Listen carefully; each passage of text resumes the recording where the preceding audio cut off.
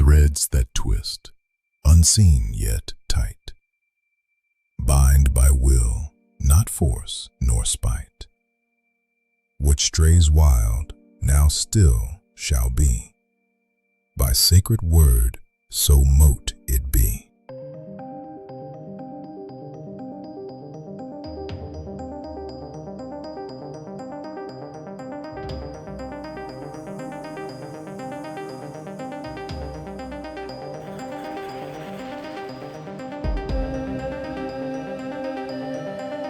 Binding magic is the art of containment. It is not destruction nor domination, but the deliberate act of limiting or restraining an energy, influence, or behavior that has grown disruptive or harmful. Where other forms of spellcraft seek to attract, amplify, or transform, binding seeks to pause, to hold something in place so that balance may be restored. At its core, binding magic operates on intention and boundary. It is the metaphysical act of saying, "This may go no further." The subject of a binding may vary. It can be directed toward a person's harmful actions, a persistent negative influence, or even one's own destructive habits. In many traditions, binding is considered a protective practice rather than an aggressive one. To bind is not to punish. It is to create space. This distinction is essential. When fueled by anger or vengeance, a binding may entangle the caster as much as the target. Energy, once directed, does not simply vanish. It lingers, connects, and echoes. Thus, the practitioner must approach binding with clarity, restraint, and a sense of responsibility. One of the most common tools in binding magic is cord or thread. This physical representation mirrors the energetic act. As the cord is wrapped, so too is the influence constrained. Black thread is often used to absorb and contain, while white thread may be used when the intent is to neutralize without harm. A simple binding ritual begins with defining the purpose. Be precise. What is being bound? Is it a behavior, a pattern, a presence? Avoid vague intention, for the magic will follow exactly what is spoken or envisioned. Create a representation of the subject. This may be symbolic, a piece of paper with a name or description, an object linked to the habit or influence, or even a simple knot formed in the cord itself. The representation is not the target. It is the anchor for your intent. Hold the cord in your hands and begin to wrap it slowly around the representation. With each turn, visualize the energy being restricted, its reach shortening, its influence dimming. Do not imagine harm, imagine stillness. Vinceo motum, still and cease. What brings harm shall find no release.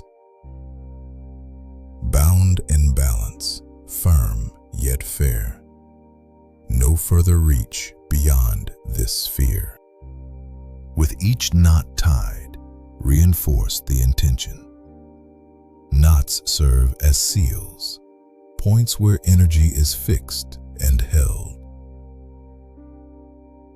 Traditionally, 3, 7, or 9 knots are used, each number carrying symbolic weight. Yet the true power lies not in the number, but in the focus behind each tie. Once complete, the bound object should be placed somewhere undisturbed, a drawer, a box, or buried in earth if appropriate. This is not to hide it, but to allow the magic to settle, uninterrupted by doubt or repeated interference. Binding magic, however, carries a deeper layer, self-binding. There are moments when the greatest disruption comes not from outside forces, but from within. Patterns of thought, cycles of behavior, impulses that lead one away from balance. In such cases, the practitioner becomes both caster and subject. To bind the self is not an act of suppression, but of discipline. It is the conscious choice to limit what no longer serves growth. A cord tied around the wrist, worn temporarily, can serve as a reminder, a living symbol of intention to restrain and redirect. Yet a word of caution must be spoken. All bindings should have an end. To bind indefinitely is to deny change, and change is the nature of all things.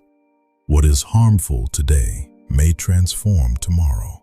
What is restrained must, at some point, be released, reviewed, or redefined.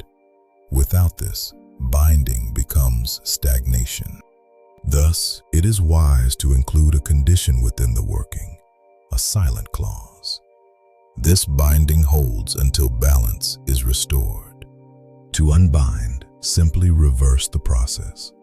Untie the knots or cut the cord with clear intention, releasing what was once held. Do not rush this step. Release should be as mindful as restraint. Binding magic is not about control. It is about boundaries. In a world of constant motion, it offers pause. In a surge of chaos, it offers stillness.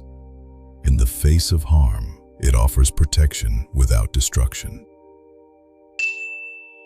Knots once tied may come undone when balance returns and work is done.